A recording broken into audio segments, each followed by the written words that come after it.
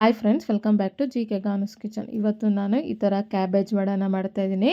ಇದು ಮೇಲೆಲ್ಲ ಈ ಥರ ಕ್ರಿಸ್ಪಿಯಾಗಿ, ಒಳಗಡೆ ಈ ಥರ ಸಾಫ್ಟಾಗಿ ತುಂಬಾ ಚೆನ್ನಾಗಿರುತ್ತೆ. ಮೊದಲಿಗೆ ಈ ಕ್ಯಾಬೇಜ್ ವಡೆನ ಮಾಡೋದಕ್ಕೆ ಈ ಥರ ಒಂದು ಬೌಲ್ನ ತೊಗೊಂಡು ಅದಕ್ಕೆ 1 ಕಪ್ ಆಗೋಷ್ಟು ಕಡಲೆಬೇಳೆನ ಸೇರಿಸಿ, ಈಗ ಇದನ್ನು 2-3 ಸತಿ ಈ ಥರ ನೀಟಾಗಿ ತೊಳೆದು, ಈಗ ಇದಕ್ಕೆ ಸ್ವಲ್ಪ ನೀರನ್ನ ಸೇರಿಸ್ಕೊಂಡು ಇದ್ರ ಮೇಲೆ ಈ ಥರ ಒಂದು ಪ್ಲೇಟ್ನ ಮುಚ್ಚಿಟ್ಕೊಂಡು ಒಂದು 4 ಅವರ್ ಹಾಗೆ ನೆನೆಯಕ್ಕೆ ಬಿಡಬೇಕು.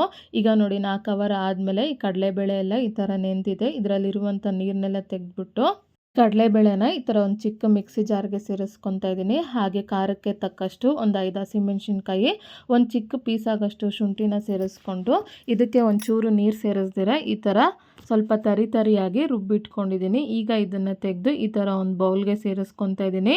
ಏನೇ ಉಳಿದಿರುವಂಥ ಕಡಲೆಬೇಳೆನೂ ಅದೇ ಮಿಕ್ಸಿ ಜಾರ್ಗೆ ಸೇರಿಸ್ಕೊಂಡು ಇದನ್ನು ಸಹ ರುಬ್ಕೊಂಡು ಅದೇ ಬೌಲ್ಗೆ ಸೇರಿಸ್ಕೊತಾ ಇದ್ದೀನಿ. ಈಗ ಇದಕ್ಕೆ ನಾವು ಯಾವ ಕಪ್ನಲ್ಲಾದರೆ 1 ಕಪ್ ಕಡಲೆಬೇಳೆನ ತೊಗೊಂಡೋ ಅದೇ ಕಪ್ನಲ್ಲಿ 1 ಕಪ್ ಆಗೋಷ್ಟು ಸಣ್ಣದಾಗಿ ಕಟ್ ಮಾಡಿದಂಥ ಎಲೆಕೋಸನ್ನ ಸೇರಿಸ್ತಾ ಇದ್ದೀನಿ. ಹಾಗೆ ಅರ್ಧ ಕಪ್ ಆಗೋಷ್ಟು ಸಣ್ಣದಾಗಿ ಕಟ್ ಮಾಡಿದಂಥ ಈರುಳ್ಳಿ, ಸ್ವಲ್ಪ ಸಣ್ಣದಾಗಿ ಕಟ್ ಮಾಡಿದಂಥ ಕರಿಬೇವು, ಸ್ವಲ್ಪ ಸಣ್ಣದಾಗಿ ಕಟ್ ಮಾಡಿದಂಥ ಕೊತ್ತಂಬರಿ ಸೊಪ್ಪು, ರುಚಿಗೆ ತಕ್ಕಷ್ಟು ಪುಡಿ ಉಪ್ಪನ್ನ ಸೇರಿಸ್ಕೊಂಡು ಈಗ ಒಂದು ಸಾರಿ ಇದನ್ನು ಮಿಕ್ಸ್ ಮಾಡ್ಕೊತಾ ಇದ್ದೀನಿ.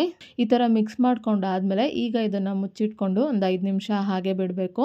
5 ನಿಮಿಷ ಆದಮೇಲೆ ಪ್ಲೇಟ್ನ ತೆಗೆದು ಕೈನ ಸ್ವಲ್ಪ ಒದ್ದೆ ಮಾಡಿಕೊಂಡು ವಡೆ ಮಾಡ್ಕೊಳ್ಳೋದಕ್ಕೆ ಈ ಥರ ಸ್ವಲ್ಪ ಹಿಟ್ಟನ್ನ ತೊಗೊಂಡು ಉಂಡೆ ಮಾಡಿಕೊಂಡು ಇನ್ನೊಂದು ಕೈನಲ್ಲಿ ಈ ಥರ ತಟ್ಕೊತಾ ಇದ್ದೀನಿ. ನೋಡಿ, ಈ ಥರ ರೌಂಡ್ ಶೇಪ್ನಲ್ಲಿ ಮಾಡಿಕೊಂಡು ಕಾದಿರುವಂಥ ಎಣ್ಣೆಗೆ ಇದನ್ನು ಹಾಕ್ಕೊತಾ ಇದ್ದೀನಿ.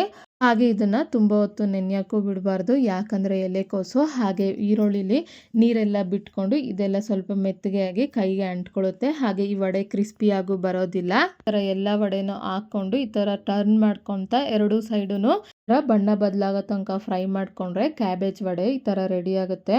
ಈಗ ಇದನ್ನು ತೆಗೆದು ಈ ಥರ ಸರ್ವಿಂಗ್ ಪ್ಲೇಟ್ಗೆ ಹಾಕ್ಕೊತಾ ಇದ್ದೀನಿ. ಎಲ್ಲ ವಡೆನೂ ಇದೇ ಥರ ಮಾಡ್ಕೋಬೇಕು. ಈ ಕ್ಯಾಬೇಜ್ ವಡೆ ಅಂತೂ ಮೇಲೆಲ್ಲ ಈ ಥರ ಕ್ರಿಸ್ಪಿಯಾಗಿ, ಒಳಗಡೆ ಎಲ್ಲ ಸಾಫ್ಟಾಗಿ, ರುಚಿ ಅಂತೂ ತುಂಬಾ ಚೆನ್ನಾಗಿತ್ತು. ಈ ರೆಸಿಪಿನ ನೀವು ಒಂದ್ಸರಿ ಟ್ರೈ ಮಾಡಿದ್ಮೇಲೆ ನಿಮ್ಗೆ ಹೇಗೆ ಬಂತು ಅಂತ ನನಗೆ ಕಮೆಂಟ್ ಬಾಕ್ಸ್ನಲ್ಲಿ ತಿಳಿಸಿ. ಹಾಗೆಯೇ ನಿಮ್ಗೆ ಯಾವುದೇ ರೆಸಿಪಿ ಬೇಕಾಗಿದ್ರೂ ಕಮೆಂಟ್ ಬಾಕ್ಸ್ನಲ್ಲಿ ಕಮೆಂಟ್ ಮಾಡಿ. ಈ ರೆಸಿಪಿ ನಿಮ್ಗೆ ಇಷ್ಟ ಆದಲ್ಲಿ ಲೈಕ್ ಮಾಡಿ, ಶೇರ್ ಮಾಡಿ, ಸಬ್ಸ್ಕ್ರೈಬ್ ಮಾಡಿ.